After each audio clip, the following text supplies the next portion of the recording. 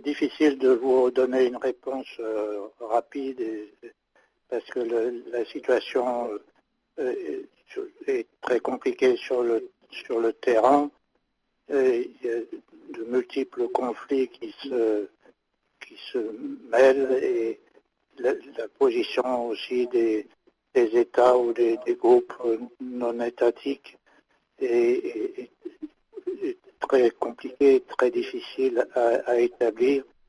Et même si les règles juridiques sont en principe très claires, c'est-à-dire que l'emploi de la force est interdit selon la charte des Nations Unies, sauf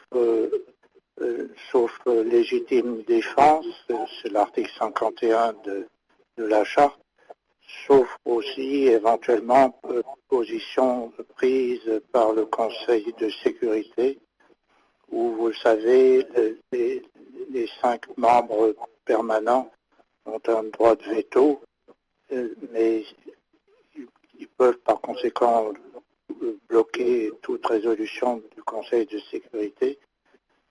Sinon, en théorie, le Conseil de sécurité peut autoriser l'emploi de la force dans certaines circonstances, ce qu'il a fait d'ailleurs quelquefois.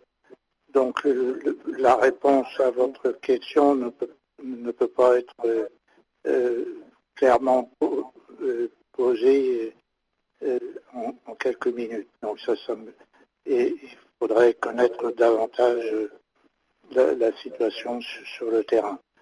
Ceci dit, les États-Unis mènent leur jeu politique comme les autres puissances, effectivement. Et la situation que vous avez évoquée de Bachar el-Assad est aussi assez difficile sur le terrain et sur le plan du droit aussi. Les choses ne sont pas toujours très, très claires. Autre thème d'actualité, la décapitation de cet otage français enlevé en Algérie, un groupe lié à l'organisation terroriste Daesh, annoncé, je vous le dis en titre, dans une vidéo postée mercredi.